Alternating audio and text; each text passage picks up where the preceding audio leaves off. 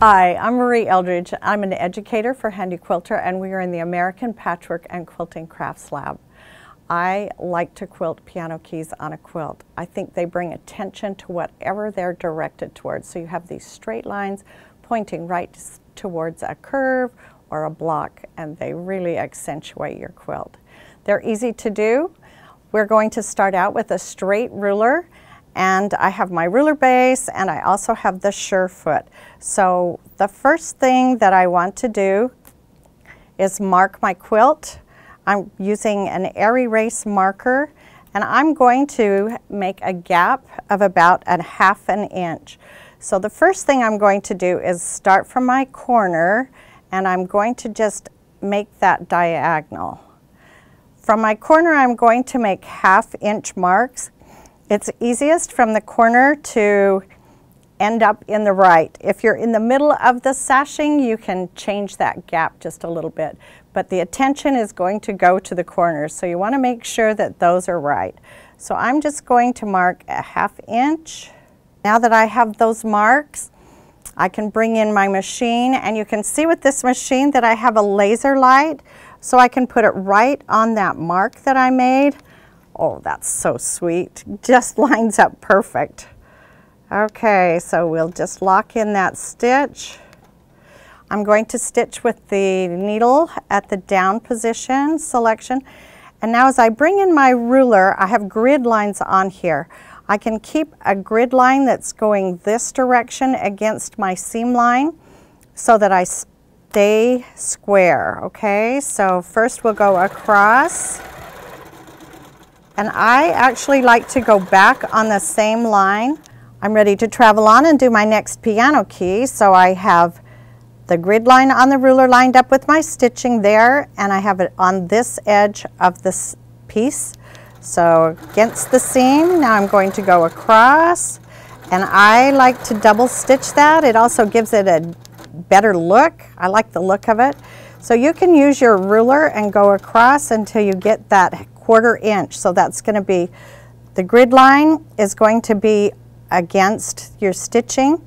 That gives a ½ inch, and then your hopping foot gives a ½ inch. So I've now spaced that a ½ inch. I'm lined up here, I'm lined up here. I'm going to go across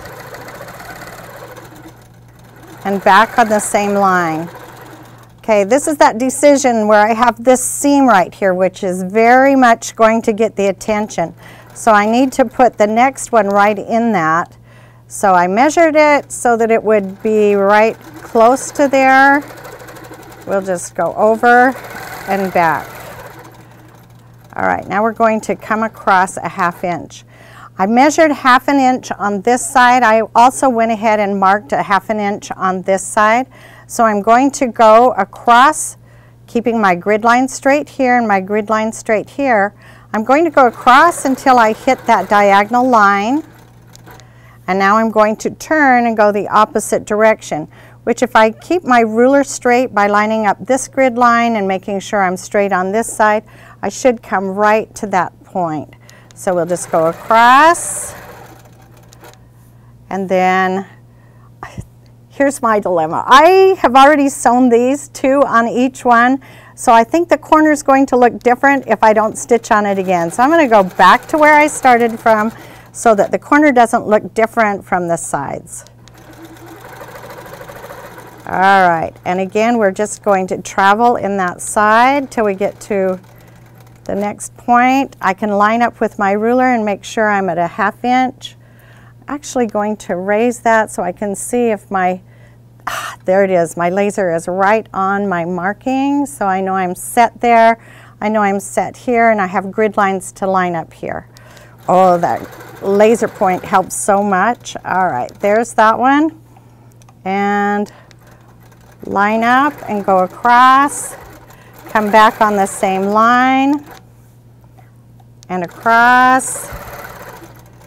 Travel to the next one. I can see it exactly. Go across till you hit the diagonal. Turn. Now I'm lined up going this way with the grid line.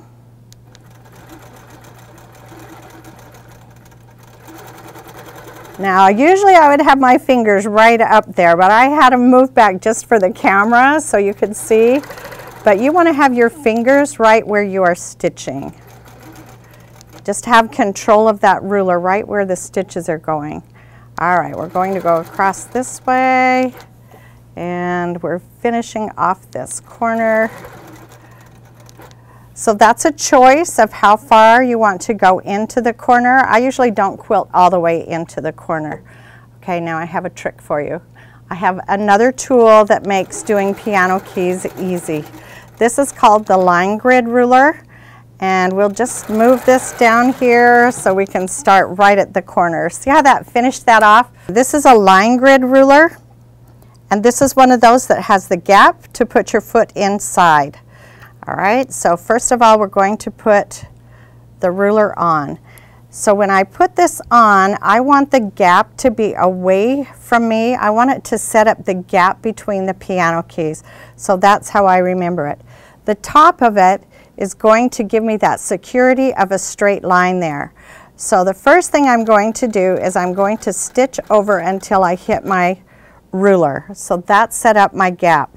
Now I'm going to push my ruler over, which it's on a 1/4 inch grid line here. It's lined up, so it's going to hit the 1/4 inch line there. So I can go up.